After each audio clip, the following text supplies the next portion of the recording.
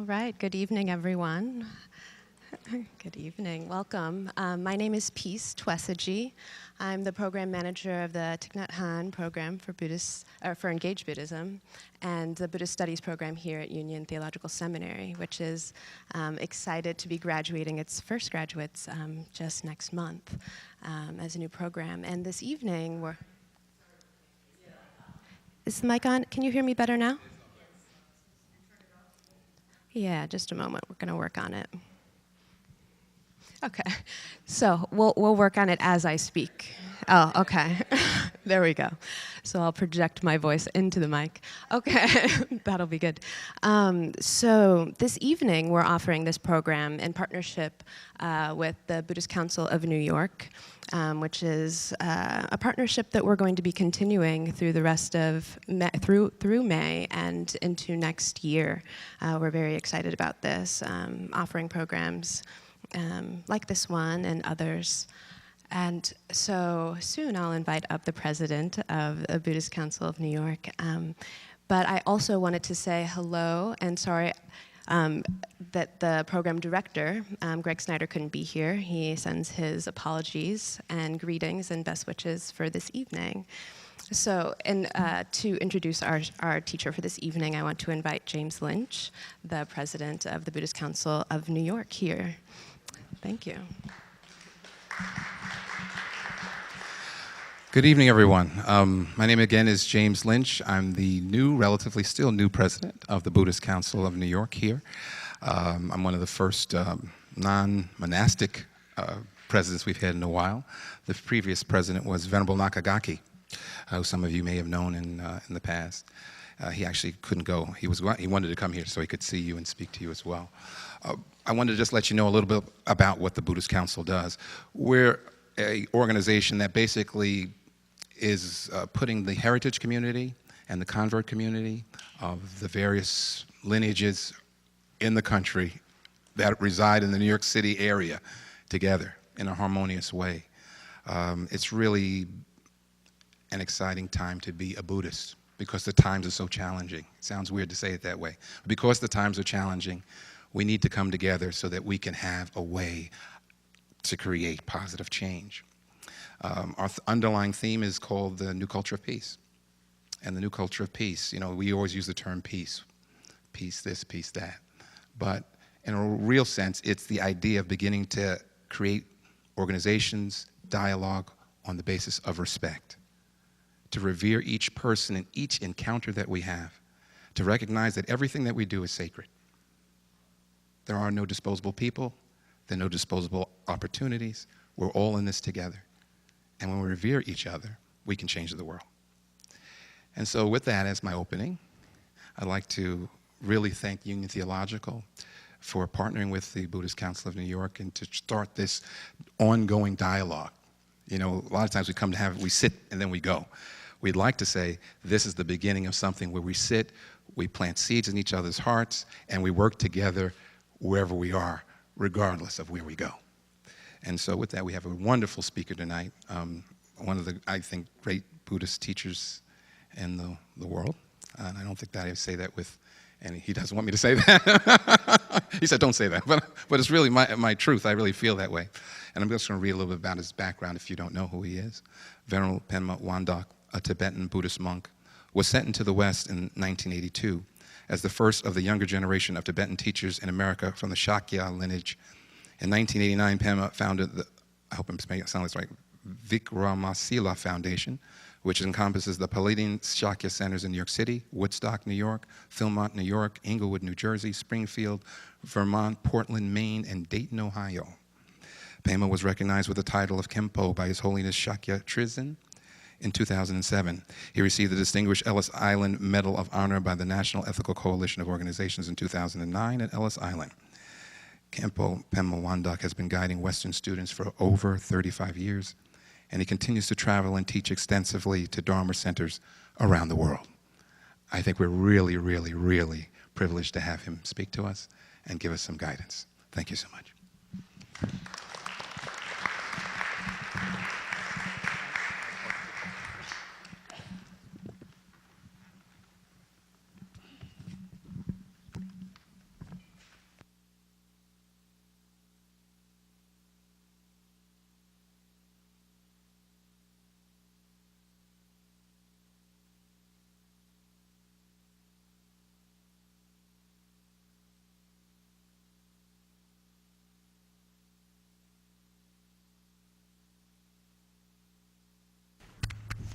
Testing.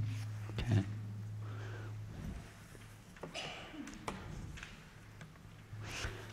I'd like to say good evening to everyone.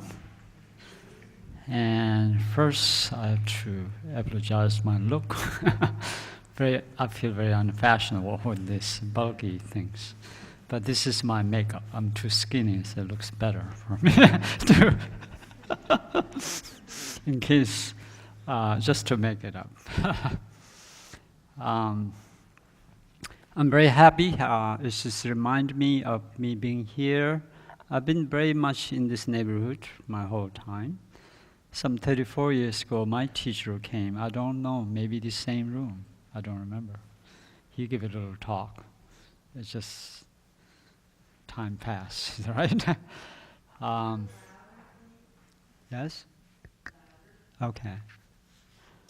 So it just made me a little recollection of the time, how time passes. Yeah. Can you hear me? You can hear? Okay. Okay. Great. I'd like to first thank you all, and thanks Buddhist Council and the Peace, Thich Nhat Hanh Peace, for bringing us this moment together. And since I represent Buddhism or Buddhist faith, I want to thank you responding to the call of Buddha. This is between you and the Buddha. I'm a messenger here. Now, one good thing about messengers, we are absolutely irresponsible. We have nothing to do with the message. It's between you and the Buddha. Whatever Buddha is saying it, however you're hearing it. Do you know what I mean? Man has no responsibilities. What is written in the message? So I like to have a little serious disclaimer because I say things. It may not quite fit. My talk is always the case of just to make you think about it. Just to think. That is the main purpose, not to convince, not to reason why such and such, not to come to some kind of conclusion, but to sort of provoke, make it a little open. There are other possibilities and things like that. The way it works is like, if you want to drink water, you can only have the amount of water depending on the size of your cup. Is that right? That's true. You cannot have more than that. So if you bring a little cup, that much water, if I'm the one who gives you the water, you can only have. The amount of water is not based on my gift. It's based on your size of your cup. So it gives you an idea that the broader, more open you are, the bigger the cup, the more likely you have water to quench your thirst. Is that right? So sort of imagine that, a little bit of that. So today I will do a little bit unconventional. We'll do a little meditation first. A very unconventional, radical meditation we're going to do. Sort of I'm trying to connect with the topic of patience. So we'll start the meditation. And I know it will shock you a little bit, but I want to try it anyway. This meditation, I should not call it meditation, let's call it a reflection, is that right? So reflection is, imagine a scene. A father and a little boy is walking on the street, is that right? So maybe you can just close your eye and listen to. And all of a sudden, a car comes in and hits the little boy and kills on the spot.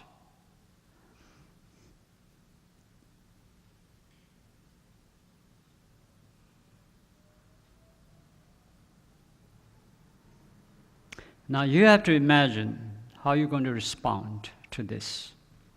So we can spend 5 minutes thinking about this. What's going to happen? How is it going to happen? What will happen next?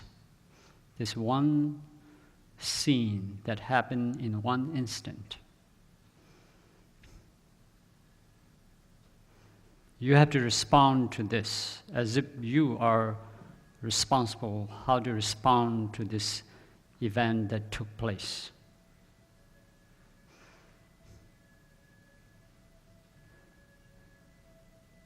So let's just reflect on that.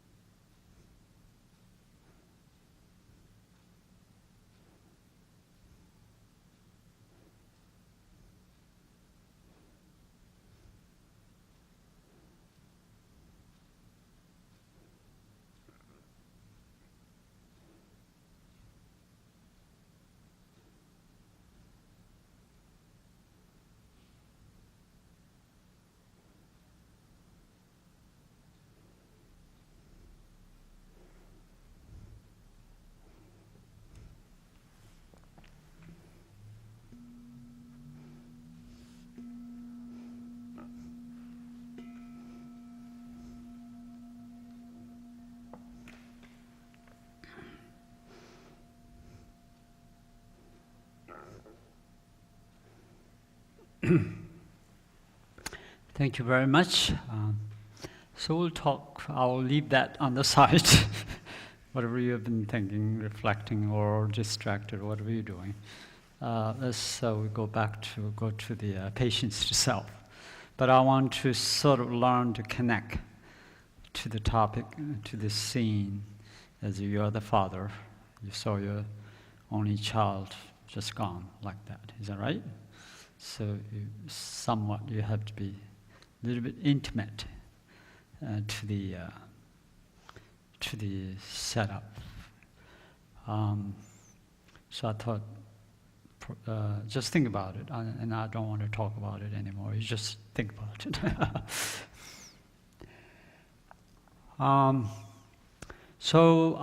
First I'd like to give you a little bit of a technical issues, and then a little bit of metaphors, little stories, and little, practical matters, and things like that. The main thing is this, the way I see it is this. I think this is a perfect example. I use this kind of metaphor. This is a solid building that protects us from weather, rain, snow, wind, storms, everything. Is that right? The colors, wall painting doesn't protect us. Is that right? There's, and then over our head we have about few hundred tons of weight hanging right over our head. Extreme weight up there, is that right? And we needed that because the stronger it is. But that strength that protects us itself has to be held together by another strength. Is that right? So the way to look at it is the first, I'd like to send you about the essentiality, the the English word is called vital. The word vital, is that right? Vital, meaning if you are a medical doctor, there's a vital organs, which is the best way I can metaphorically say. You can live without arms and legs, or even eyes, even without one kidney, is that right? One lung, or you can live without many things. But there are 5 or 6 organs. If one of them is faulty, then the rest of the organs are useless. Is that true? So if your kidney is not working, and no matter how good your liver and the lung and the heart is good, it is as good as useless. These vital organs, each is as important as every other vital organs. And there is no other alternative, unless you can substitute with like a machine that works like a kidney. Is that right? Or it's called dialysis or something. But you still need that. You still need function to make our body going. The patience is the vital component of our spiritual matter. Meaning, patience is not just spiritual, anything. Anything you do, you need a patience. You know it, but you never think about that. So my joke is this. Even criminals knew the value of patience. Can you imagine that? So what I'm saying is nothing new. But why I'm saying is because we don't see how critical it is. So if you wanted to rob a bank, sorry, this is not a gentleman's way of putting, but I want to make a point. You cannot rob a bank unless you're patient. Do you understand that? Yeah. You can't do it. Now, criminals knows that. Is that right? This gives us the message to us who are not criminal, who are working hard to keep peace and happiness, keep the family together, keep the community together. Is that right? You must have a patience. Meaning, patience is as like one of the vital organs of the body. Our function of our life cannot. Of course, we survive. There's a degree of patience any given time. We always do that, you know.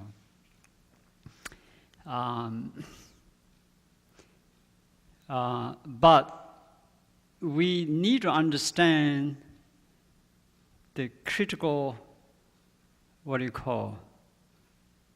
how critical it is to have patience.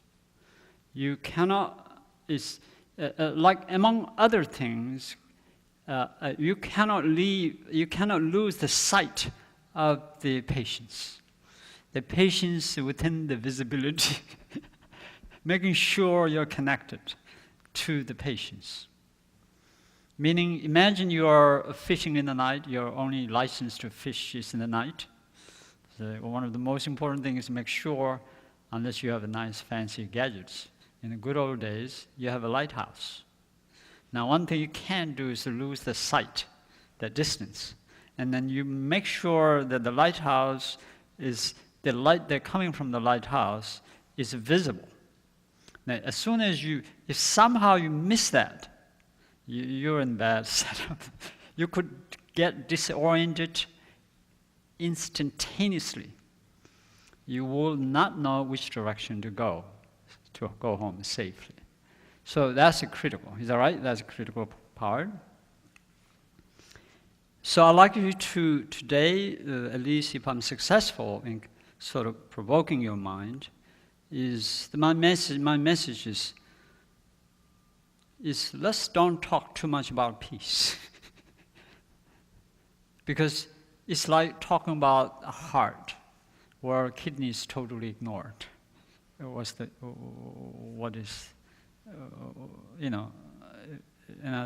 common sense says it's not going to work to keep your life going. And beside compassion, kindness, peace, is not a new thing. It is both saints and sinners and criminals and scholars and everybody say the same. Peace, happiness, kindness, compassion. And it's not even a religious thing. Even animals know. They know very well. If you love them, they know what that means. Is that right? So we need to, there's one area that we fail to recognize is this patience. In the Western culture, we talk about patience as a virtue. Is that right? But I would strongly suggest that we should add somewhere there a phrase. It's not just virtue, it is matter of life and death kind of idea, meaning our survival. If you want to survive your family together, it's not just love. Love is, in fact, here's the funny part. There are a few little funny things we do, then you will know what I meant. So if something goes wrong in a family or at work or between the friends, is that right? You love them, you trust them, but if something goes wrong, what is that first thing that breaks down? That it just goes out of the window.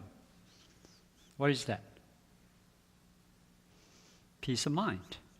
Remember, peace of mind was the most important thing, isn't it? Everyone talking about peace, happiness, kindness, compassion. So why in the world we dump that most precious thing when the littlest things goes wrong, but we throw the most precious thing outside of the window? It's a strange behavior, is that right? Are you getting there or not? Are you there with me? Yeah, that's a strange behavior. It's very interesting if you look closely. Now, any little thing goes wrong, the first thing is you dump the first most precious thing, which is peace of mind. Then you lose a little trust, which is the most. And then you lose your interest or love. Your love is kind of fading a little bit. Is that right?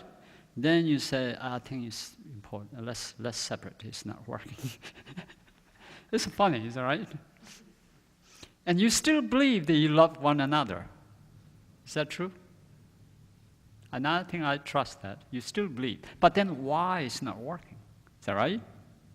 So that gives you a clue that something is missing. Something is, in other words, there's no enough stamina, power, or strength, or some kind of durability. The durability is not there. And that durability is the patience itself. So it's kind of like cooking. You know, you put salt and water, some oil, you cook up, and you create some nice recipe and then eat it and cook it and nice. Is that right? So, in fact, as I mentioned, the most fragile thing is the peace itself. It's extremely brittle. It breaks instantaneously. But then we say that's the most important thing. Is that right? Our religion says it, our book says it, scholars says it, you feel it. And nobody disagrees that that's the case. But everybody treat it like as if that's the least important thing. Treat it meaning that you end up treating as if that is the least important thing. You may be holding a garbage in your hand tightly, but your peace of mind has gone far away. Have you ever noticed that? So that fragility, the clue is that there are missing components, and that missing component is the patience. So the patience is like a galvanizer. It reinforces the it makes that thing strong. Your peace is not just peace, but your peace has to be strong, durable. Is that right? Your love is not just love for each other, but it has to be durable. And that durability, the peace, the love, whatever it is, compassion, cannot. It's like a ungalvanized steel. The steel is the most brittle thing. It'll break very fast until you reinforce it. Somebody told me you put a carbon or something. Is that right? Somebody knows that? Steel is basically iron, and then you put some kind of carbon, some other, things, and mix it, and then it becomes extremely strong. So you need something to reinforce that, and that steel is put in the middle of these beams. Is that right? And that holds this whole thing up there. That strength protects us, not the color and the design, the shape. Is that right? Nothing. It's that something that's hidden inside. When you have 100-story building, what's held together is not the bricks and cements. they're extremely brittle. But you must put a lot of steel bars, what you call reinforcement. Is that right? That is the patience in the metaphorical sense. So that's one thing. I just want to throw that at you for you to think about it. The other thing is this.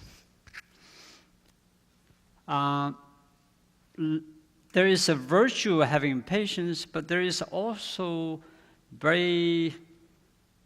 it has a disadvantage if you are not patient. Impatience has so much disadvantage that is extremely, extremely destructive. Not just destructive, extremely destructive. Buddha himself says, the good things that are done in the past 1,000 eons can be destroyed in a single instant of anger. Buddha literally says that in our scriptures. Of course, that's too much far cry. We don't even have an issue of rebirth or anything. But one obvious thing, between the friends, between the family, the best way to harm others, make them angry. Because then it destroys themselves. Enemy cannot usually destroy that much.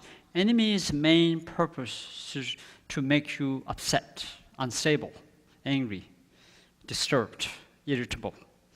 And they walk away there, maybe downtown, pubs or some coffee places, while you are destroying yourself.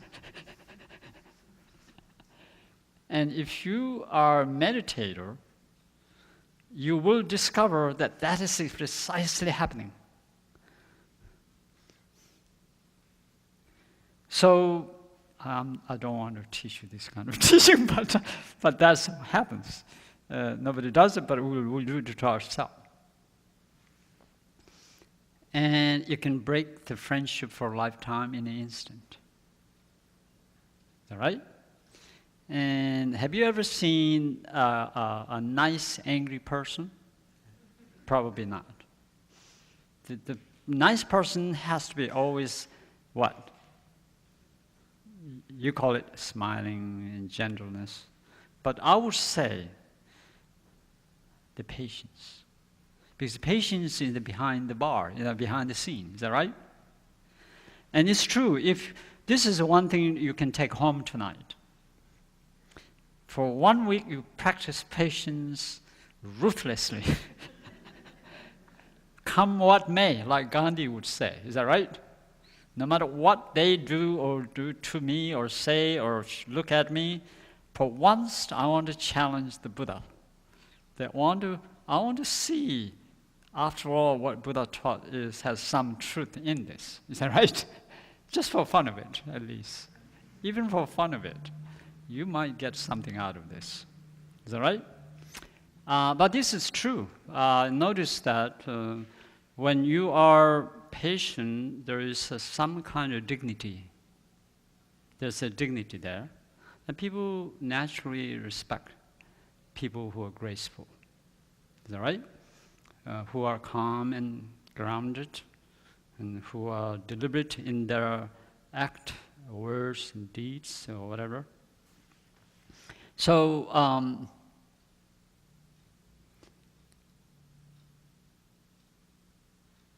so you can sort of weigh between these two. Take a walk on the street, say a good thing to 100 people.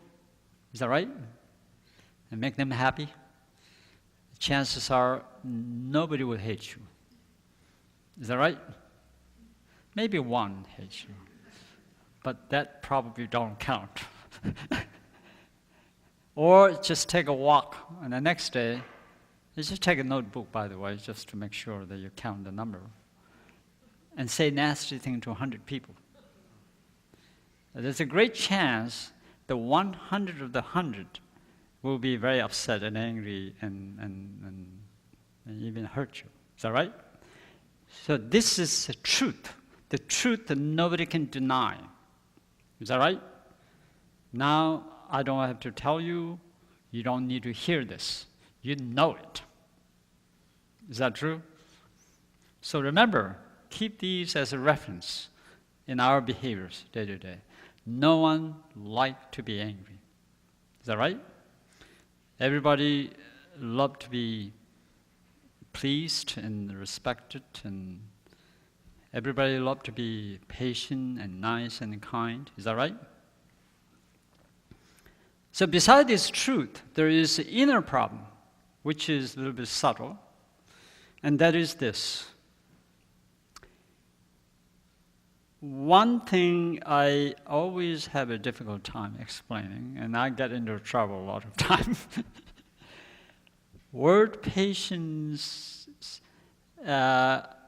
automatically implies that let other people do what they do to they want to do to you. Somehow in the process, you hear this, and it probably, in a way, yes, true, but not exactly true. And so I have to be little. I have to give you a little. I have to protect myself so I don't give you a wrong. Practice the message of the patience. I must say this in case you come here to kind of this kind of message in the what do you call in a therapeutical, more psychological thing. Unfortunately, I'm not teaching on that level. I'm teaching as if you are the soldier, and you want to brace this life. You want to stand up, is that right? You want to confront the adversaries, and you want to challenge and be free of the enemy within and outside. That kind of spiritual path I'm talking about. So in case if some of you are listening to me that somehow looking for some comfort level, I must say, sorry, I have to say it because I get into trouble occasionally. I presume that everybody is hearing the same way. Please ignore everything I say. I'm serious. But if you are willing to stand up on your own, is that right? You want to free yourself from your inner trappings, or external trapping, or cultural, historical, emotional, whatever. You want to stand up, be a free being. Then what I say is something seriously worth testing, experimenting. And suddenly you're going to have a cuts and a bruise, physically, emotionally. Is that right? So I just want to make sure that before I forget to mention this is my waiver. A waiver, is that right? Because I have few experiences, so that now I learn what to make sure that. So presume that you are the heroic being we call bodhisattva. Bodhisattva means a mind of an enlightened being who are heroic, meaning who challenge. Now, when it comes to patience, as I said earlier, it looks like take the harms. Is that right? Take the abuse. The word abuse is not known here in the West, especially if it is, the nasty abuses that we know of. Is that right? But let's just don't go that far, because that's where I got always in trouble. Like I just gave you the example of the father who just saw his son disappeared. Is that right? You understand? It just gives you an idea. Is that right? What is this? The millions of questions are there. Is that right? Millions of questions. So here we are talking about the patience in the sense that we want to protect our integrity,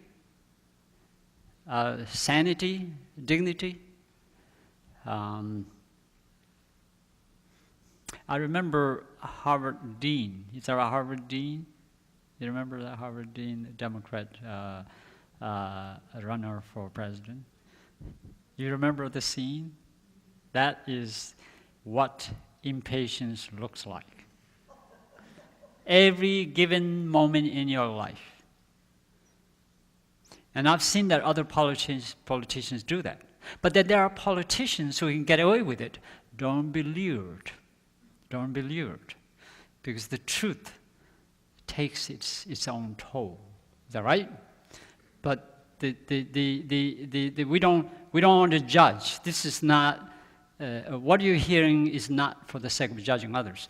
Just look at yourself. That's the whole point. All the teachings of the Buddha is to really help each individual to evolve, to grow, to master one's own dignity, to master one's own existence in life. But we are within this relative thing. We have to sort of relate that it works in certain ways. Is that right? So, having said that it has nothing to do with emotion, but it does work with emotions. I'm being attracted to the people who are nice and patient, and I don't like people who are impatient and arrogant and nasty. Is that right? That's thing. But since my talk is not judging others, it's just to see how we can benefit from this component called patience. In that case, there is a correlation between the impatience and harm, and there is patience versus harmlessness. That's kind of interesting. It's a little confusing. Correlation meaning more impatient, more likely you attract harm. Did you get that? More patience, more likely you repel the harms. So in a way, accepting the harm actually repels the harms. That's funny. How that works. Actually, the harm only happens to the people. In fact, let's start with the degree of harm. Let's put that. Degree of harm is determined by not the giver of the harm, but by the recipient of the harm. Is that right? I'm just saying what you already know. And case in point is the Buddha. Buddha cannot be harmed because Buddha is said to be the one who, among other things, have perfected patience. In the sutras, in our scripture, it says, the line of men has understood the power of patience. The line of man is exalted because he has perfected the power of patience. When the line of man walks in the streets and the villages, there he pronounces the power of patience. In other words, Buddha embodies, among other perfections such as compassion, etc., the power of patience. It must power of patience. In other words, patience is not alternative, not something when you need to, but something to be avoided when you don't need to. And this is, I have to be judgmental just to make my point. Western history has the weak point. It's like, look at this building, is that right? You look, it's so nice. All of a sudden you see a little crack. Just think there's a little crack on the beam. You understand what I'm saying? You're not going to live in peace. The defects is going to look like that. The word perfection means, like this building, solid, we're living in peace. Is that right? We're absolutely protected, as if this is the Buddha who's protecting us. We're completely eased, we can go to sleep all day and night, we can sing, dance, anything, absolutely fearless in this hall. Is that right? Because the protection is so strong. But what if there's a crack or a little dripping water? Is that right? As if you are in Titanic and there's water, a few drops coming under A person who knows what this drop means will be scared to death. Is that right? Do you follow what I'm saying? Can you raise hand just to make me feel better? Okay, thank you. Otherwise, I get a little confused myself. So that kind of essentiality, this ship has to be strong, not just nice, not just floating. Is that right? It has to be, the whole ship is held together, sheer strength. Whole building is held together by sheer strength. Whole peace and happiness and kindness and generosity has to be held together by sheer strength. That strength is the patience. So when the patience is weak, then everything else is kind of like wobbly. Is that right? Scary. That's why we always live in this world.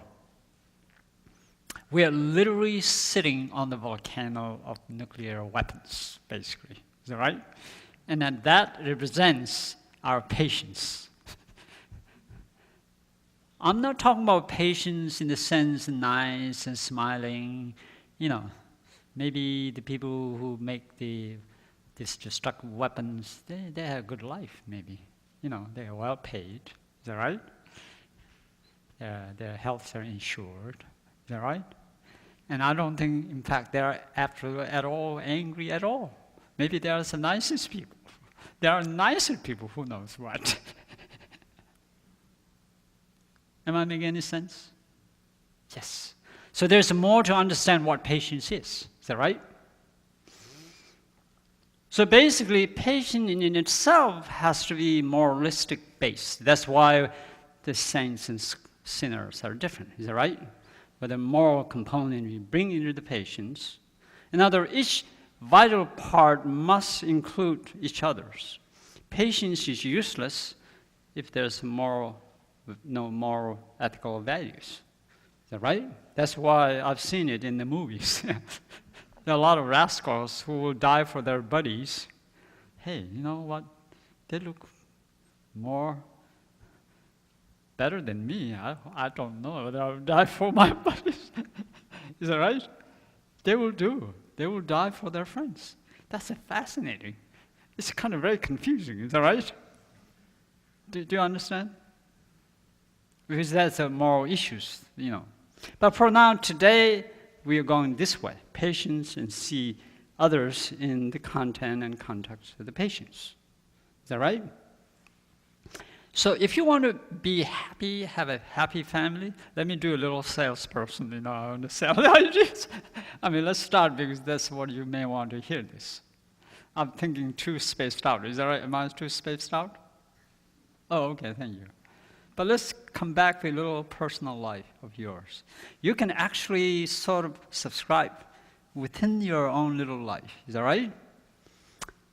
You can train yourself to have a happier life. You know what love is, you know what peace is, you know what generosity is, but somehow it's not working. Is that right? Is that true? That many of us experience that. Why it's not working? I love you, but, is that right? Is that true? That's a common scene. I have a lot of friends. I've seen the movies. It's just a common scene. We really believe that we love each other, but we can't stand each other. Is that true? So somehow that love itself, in the process, something's wrong. Is that right?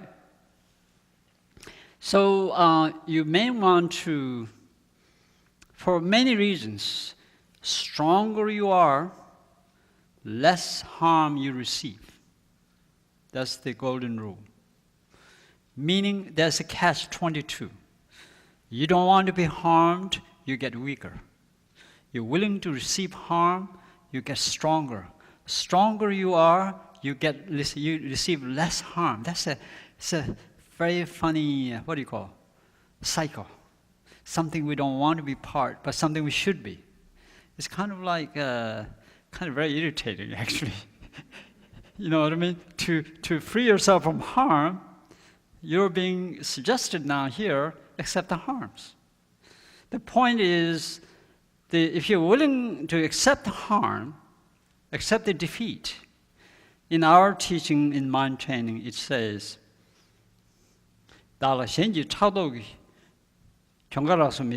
when someone, by jealousy or whatever reasons, does something unsightly things, or say things, when that happens to me, may I give victory to others. May I accept the defeat on myself. You understand?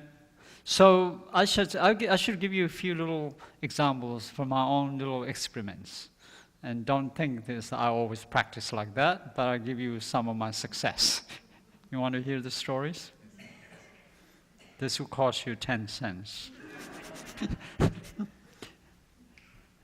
For the last few years, I've been promoting patience because I notice, is that right? It's very few talking about it, and we don't have much understanding of it. Politicians, religious people, ordinary people, peace, peace, peace, peace, peace. Is that right? Even the criminals, especially the gangsters, they probably are the most eager for peace. Probably they're the ones who really want peace. I strongly believe that. In this group here, our desire for peace is less than some of the gangsters out there, whose life is on threat. They know what peace could mean. You understand what I'm saying?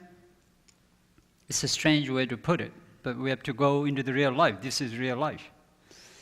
They may have a more urge to have a peace. Of course, their temptation for something else is so strong they cannot have that peace. Is that right? But their desire for peace is probably 100 times more than some of us here in this group. Because they know what it is, what violence is. We don't know. We just simply are afraid, that's all. We simply see in the news somewhere else. We never have the direct experience that the worst thing will happen to us is somebody saying nasty thing to us. Just one word. And that's a big deal for us. Is that right? Anyway, so occasionally I do. The idea is that you is to understand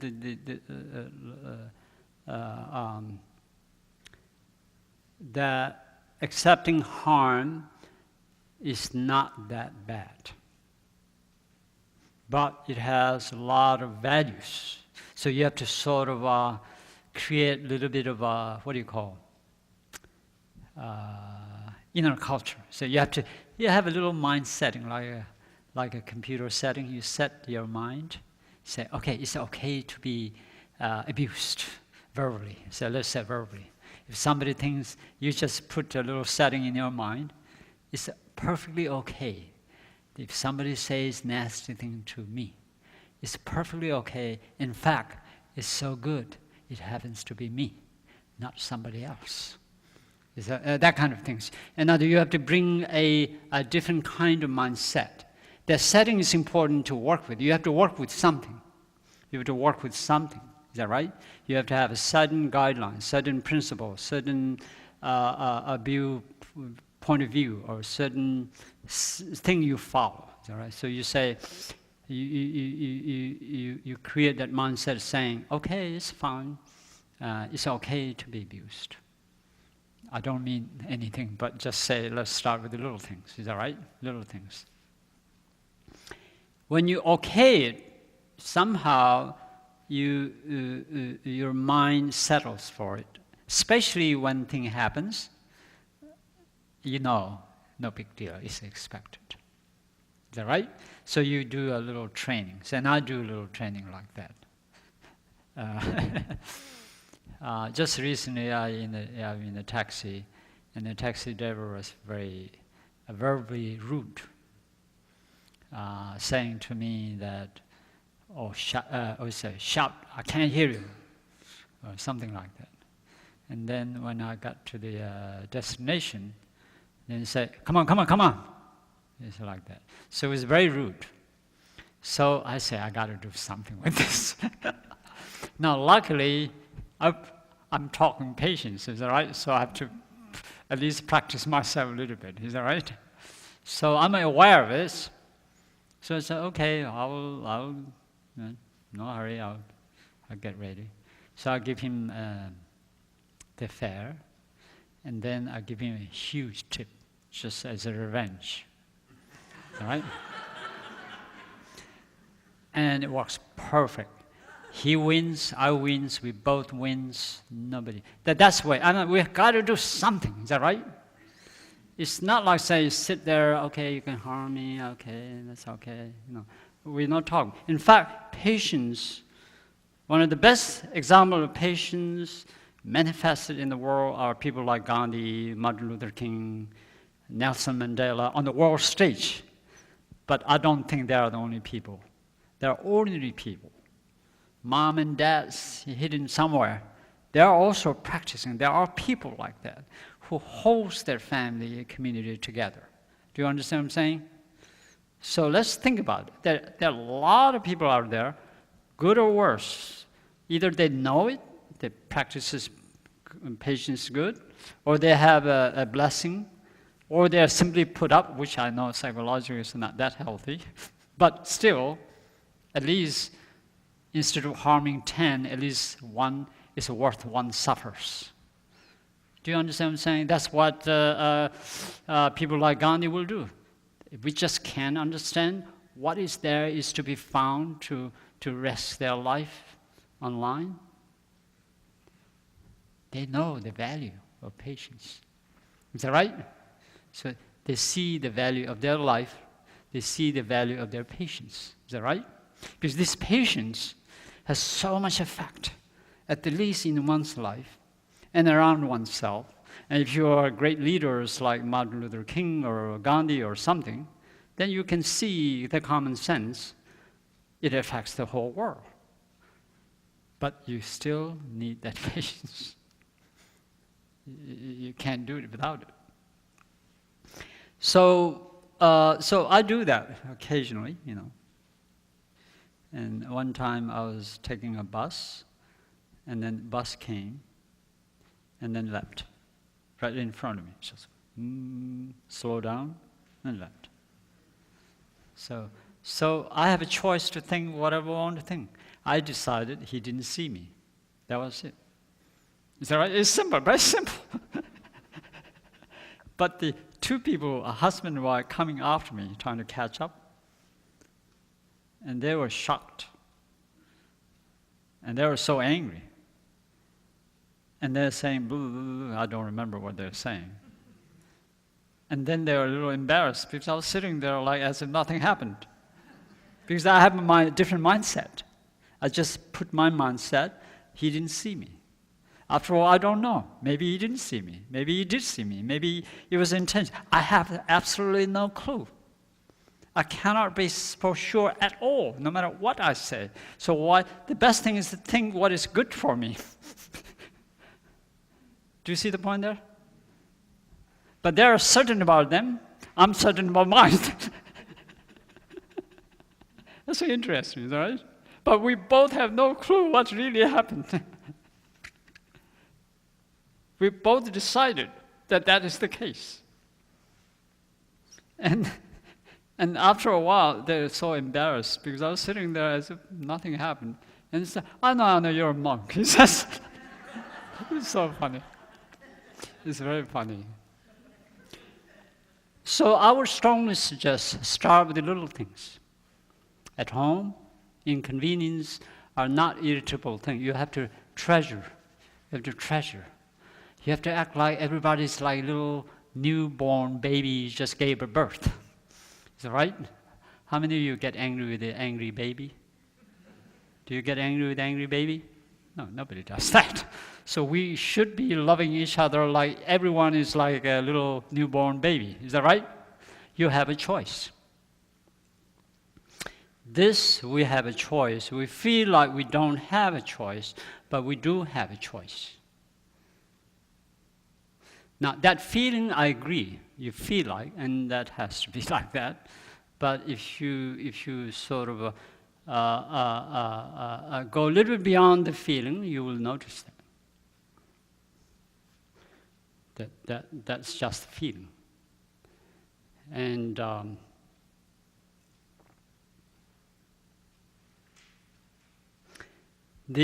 that's one. Another idea is this. I would say the benefit is something if you understand the value of patience, I don't think, if you truly understand the value of patience, I think you will never let go of this precious thing. You will hold it tightly and observe it if you understand it. But of course, understanding takes 3 levels. Intellectual understanding, which we are trying to communicate tonight. There is a reflective understanding. You reflect more and more about it. There is more to be understood from within based on the ideas you get around you. And there's an actual experience that you can develop based on the reflection you have been doing it over time. Is that right? In other words, if you want to buy a house, you got the idea of buying a house, then you think about it. Is that right? Then you actually buy it. Is that right? That kind of process. Same idea. I'd like you to sort of at least have what we call meaningful doubt. Maybe it is true the way it is being said. Maybe. And if it's true, you don't want to miss that. And if it's not true, who to judge? You, the judge. Is that right? In other words, this talk is not to teach you. I'm not teaching you anything. And the thing you're being taught, I don't think is a good idea. You're not thinking. Is that right? This is a resource for you to think about something. So that's the idea. So the idea will be, as your spiritual friend, I think you should be inquisitive, seriously inquisitive. Not only that, practice patience, as long as it doesn't cost your health, your life, your dignity. I should not say dignity is questionable. I would say health and security. These are the only 2 things that probably you don't want to be risking. Any other thing is not that important. Your status is not important, your wealth, your money, your look, your whatever it is are not that crucial. Of course, your emotions say, no, it's scary. So to truly understand it, you have to experiment that. And then to experiment it, you have to sort of take a little risk. Risk meaning there will be actual harms on the way. Is that right? Just like you drive on the highway. That's a perfect example. You are doing a deadly business every second, isn't it? The one with the dangerous thing you're doing is as good as you're like in the middle of the bullets basically every day. Is that true? I mean, literally true. But you have mastered the art of driving. You also master the art of confidence in the driving. You are actually enjoying a deadly business. This is strange, is that right? I think there's something to be understood.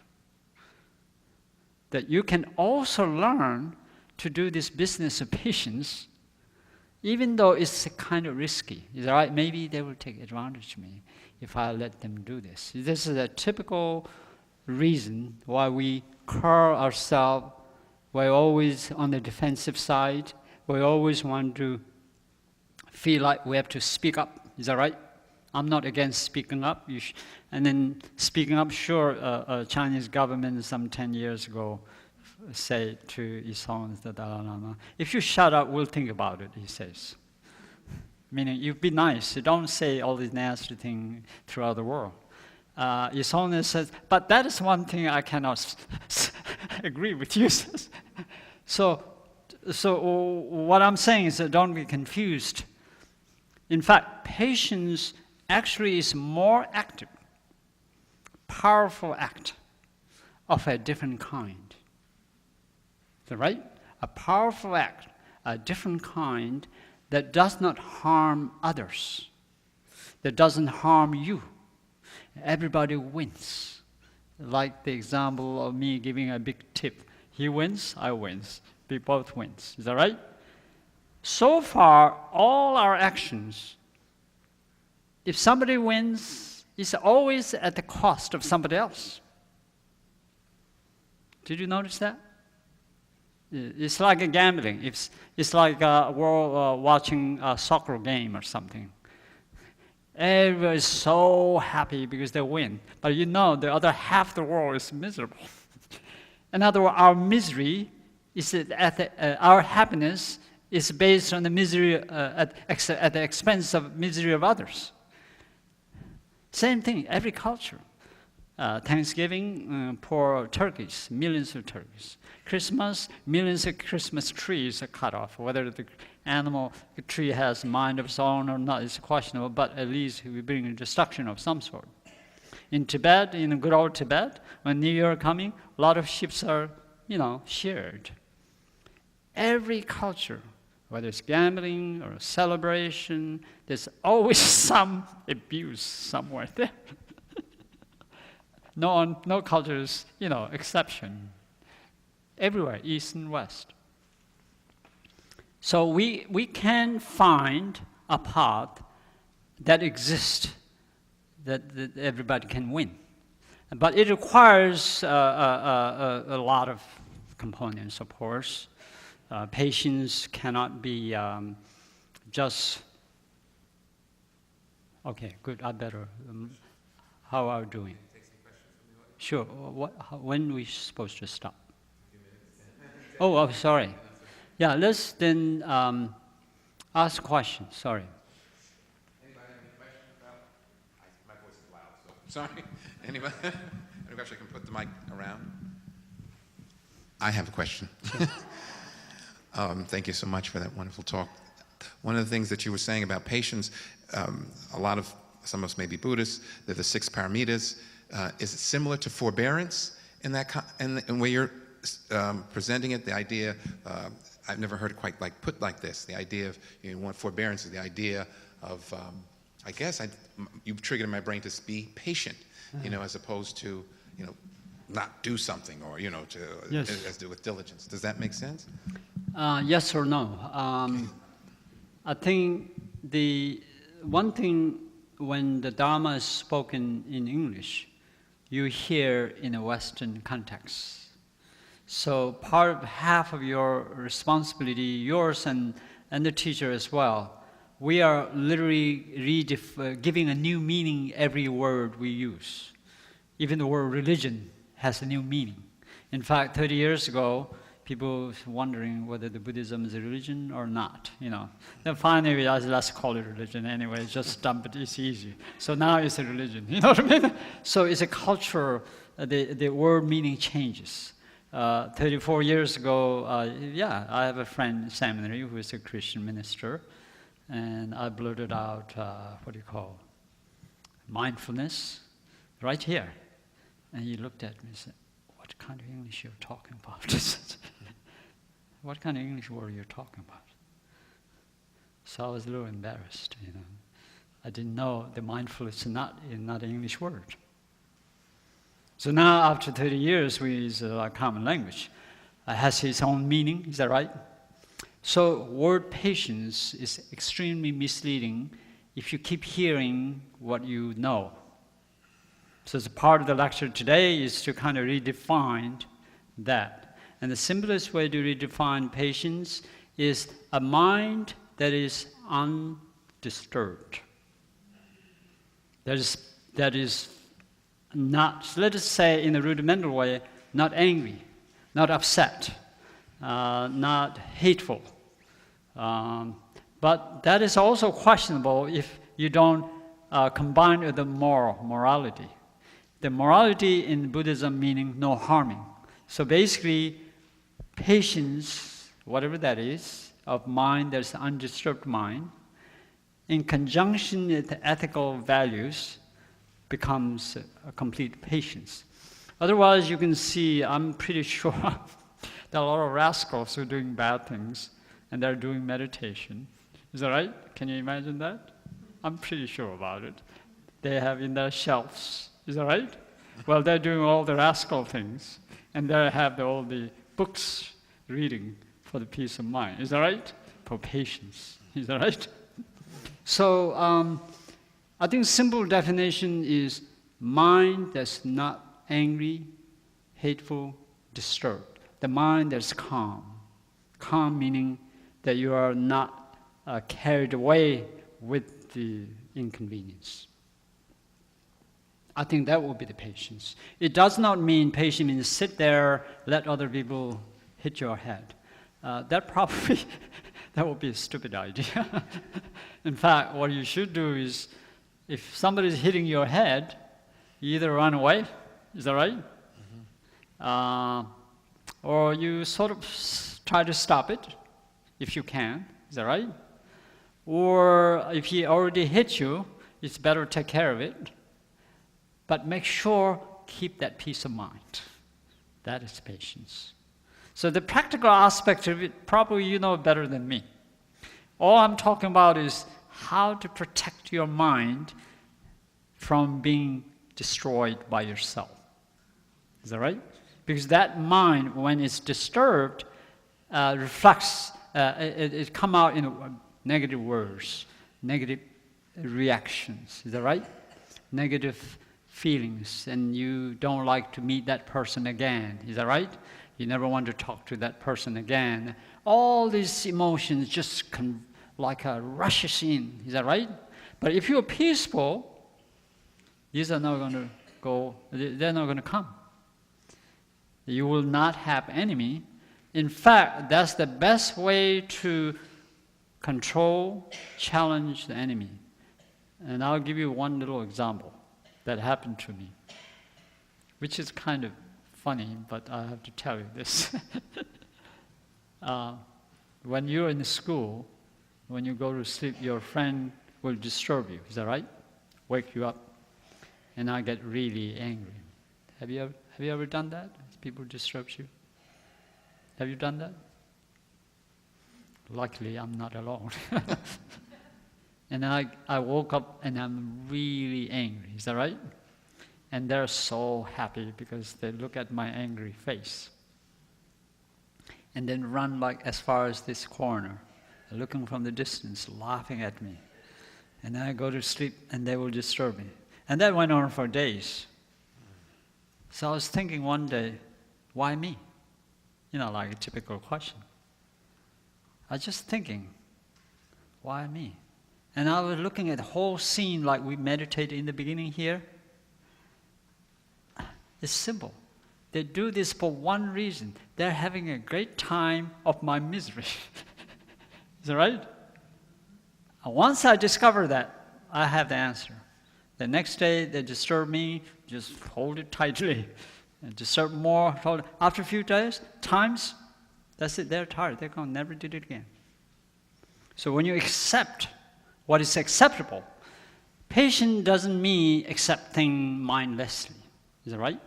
If you can accept, then it's wise, it's a mature thing to accept things. It's nice because you can. If you cannot accept it, then don't worry. But you still must keep your peace of mind because that's yours. So basically, all the teachings of the Buddha has one condition. You must do the things you can.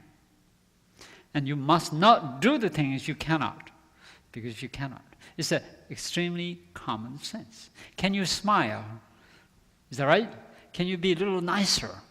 We all of us has 100% ability to be nice. We have all the vocabularies memorized in English to say nice things. We hardly use it. Is that right? So we have the knowledge, we have the ability to smile. It doesn't cost more than half a calorie or something. Whatever it is, nothing. Can we be nice? We have the ability. We just won't use it when you are angry. So we have a very mixed confusion, as if when you're angry, you're supposed to be nasty. No, it doesn't have to be. Maybe you're angry, but your mind can be nice. There are so many ways to protect yourself. And then you evolve this way, and people can smell your dignity and grace. And thus, you will really get the hunch that there is something powerful about the patience. Does anyone else have a question? Hold on for a second, I'll come. Not the runner I used to be. Yeah. Thank you, Reverend Pema. It was really wonderful water of cleansing and healing your Dharma. Thank you. So I appreciate this. And I call myself a Buddhist Christian. So I hold the treasures from Christianity and treasures from Buddhism. And personally speaking, in my individual life, your teaching of giving a big tip to a nasty taxi driver really works for me. So I learned this from Buddhism. And there is another aspect of my everyday life, which is systematic evil, structured evil in this world, like China just colonized Tibet. At this very moment, Yemen and Syria is bombed. And I came from tradition where my teacher Jesus become very angry, just chase out the money collectors in the temple.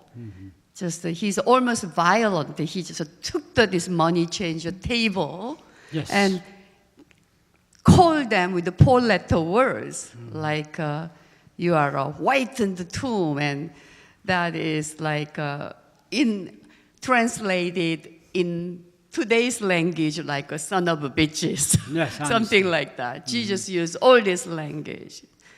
We call it prophetic rage, prophetic anger. I hold both tradition dearly. And I sometimes feel uncomfortable, in my Buddhist circle. I always hear the language of downplaying anger. Anger is always bad. Anger is always harmful. And I want to remember Jesus' anger. And I want to have a very nuanced holding of this anger, expressing anger very strongly, and patient, and accept this meanness and nastiness of the world, individual level. So I want to ask you about this Jesus' anger in the temple, just chasing away these money collectors in the temple. Right. Thank you. Thank you. I understood this time, one of the only time I understood the question. Half the time I don't understand the question, so I give a hodgepodge answer. But I don't know whether I have a good answer, but I will try. There are three things we call it. Our existence is composed of three things: the mind, and the the action. I think let's say two for now. Action and the mindset are two separate issues. It's kind of like if I'm a beggar and I'm sitting on the street corner, is that right? And I just waited to Cindy Page. Are you Cindy Page? Is it Cindy Page? Are you Cindy Page? Okay. Cindy Page will, or among other people, nobody gives money. I'm hungry. People are having a good time. Is that right? They're eating a lot of food, they have a lot of money. I'm sitting on the street. Is that right? Nobody's giving money. I spend the whole day. I beg for food. Nobody gives money. So I said, this is not working because I've been nice and kind. Is that right? Then I said, I have a better idea. Just grab one of those. Is that right? And then take what I need and give the rest to them. That works. Is that right? So you have to think about it. The action have consequences. Action is not the end itself. It's a continuing thing. Each action takes to the next action. And next action takes next. Some of our religious activities goes back to 1,000, 2,000 years back, 1,500 years back. Same always repeated. So teachings of the Buddha we call karma. Karma don't end. If I stole your bag, it worked. I buy food, took care of it instead of waiting all day. Is that right? I just took it. This is fair. They don't need it. Is that right? I need it. So what's wrong with this? Unfortunately, there are two issues. If you're a Buddhist, this life is not the only existence. We have to refer back to the past, and we have to refer back to the future, because that's the only way to explain. Many of the Buddhist ideas will never be understood, because it's taught within the reference of the past and the future of life. So there's a whole chunk of Buddhist idea you will never understand until you grasp that possibilities. We call context, contextual. If you teach within the context of this life, if you teach within the context of the past and the future, the meaning is going to be completely different. That's why we have a difference in peace between the Christians and Buddhists. It manifests in their behaviors over centuries. There's a difference between the peace between the gangsters. I watch Godfather movies. I'm serious. And there's Peace Summit. And I strongly believe it's a movie, but it's the truth. They really want peace. I think they want more peace than you and I wanted, because they don't want to kill each other. But then they are so desperate, they will, for the very peace, they're killing each other to make sure the other person doesn't do things. So if you're a Buddhist, we have consequences. If you are not a believer of the past and future, you still have a next generation. Is that right? My behavior will affect my next generation. Part of my behavior gets rubbed up to the next. We know that in the history. It keeps repeating. Is that right? And in fact, some are intentionally repeated. Some are reminded how they're abused so many hundred years. Is that right? It's still kept. And then they're repeated. Mainly to teach, to learn not to do it, but then there are rascals who use it to take a revenge. Is that right? So I would say that's one action related. Action related as a reaction and perpetuation of reactions. So I agree with you, but there are other issues that is not included, that is not explained in Christianity. How much effect that sticks to the mind. Is that right? If the leader behaves in a certain way, the followers will also certain ways. Not exactly the same, but somewhat similar to that. Now we talk about a subtle part, which is the mind. Now in the case of Christ, is exception because he is Son of God and he is free of mundane thing, so we cannot explain that. Is that right? But his actions are done through the human beings like you and me, and most of the people have no clue what he's doing. Is that right?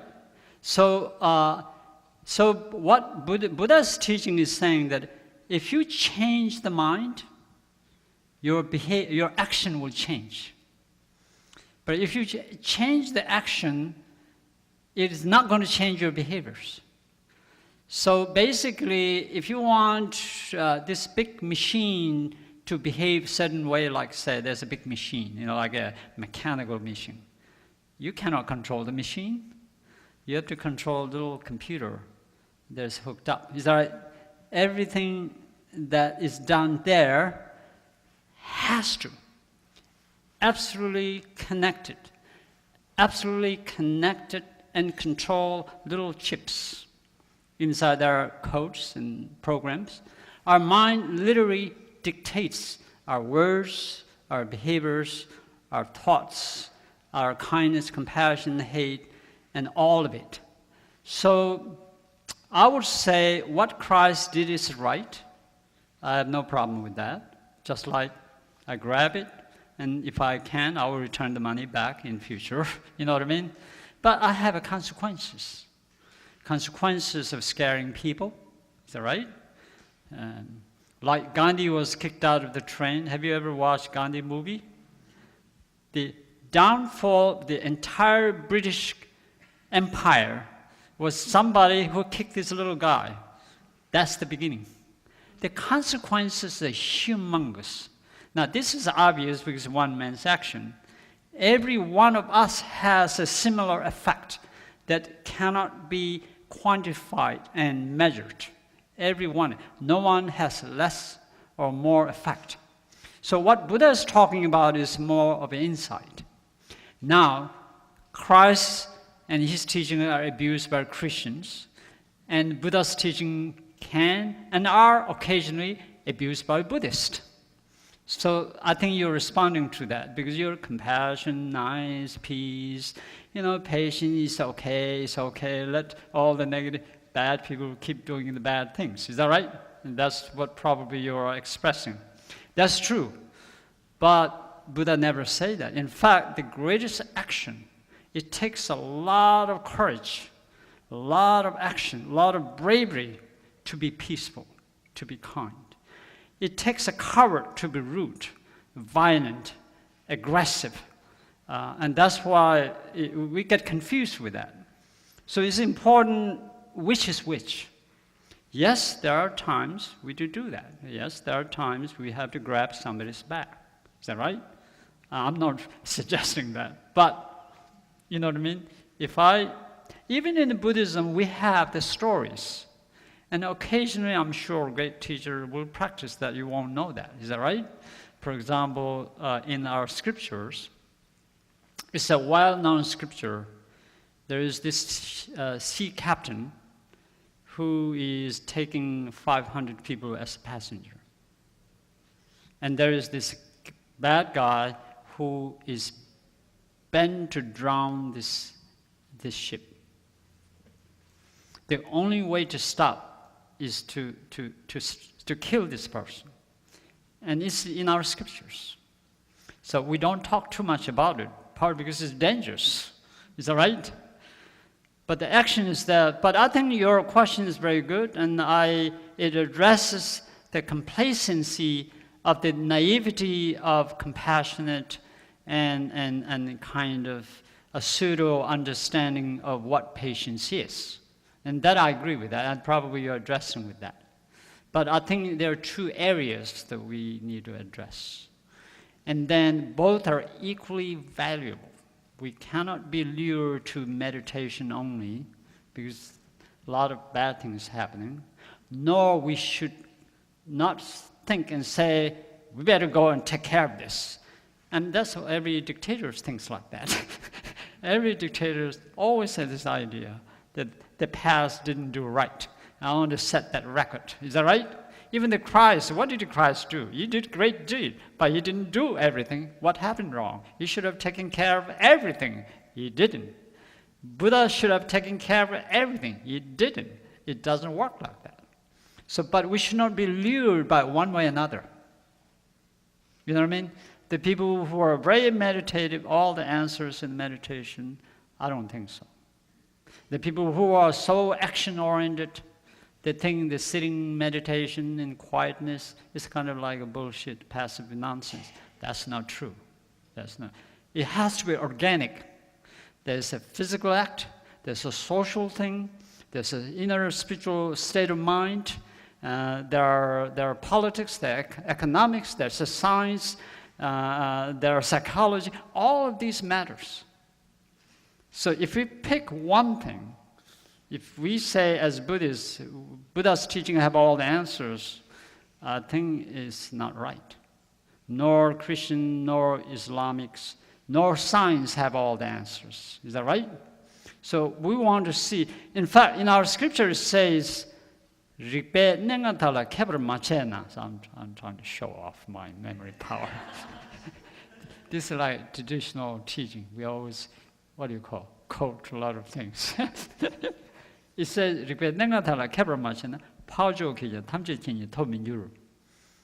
even the best of the mankind, who, if they fail to master all the science of knowledge, that person will not get enlightened. So everything there is to know on this earth has to be the subject matter of the knowledge of each individual. Not one pocket or subject or issue has the answer. Is that right? So I hope it answers part of your question. And I'd like to thank you very much, everyone. Thank you. Let's everyone give him Khenpo Pema Wangdak a big round of applause. Thank you so much. Again, I wanted to also mention, I want you to stand for just 1 second and mention your retreat that you're doing with the thing from Omega. Yes.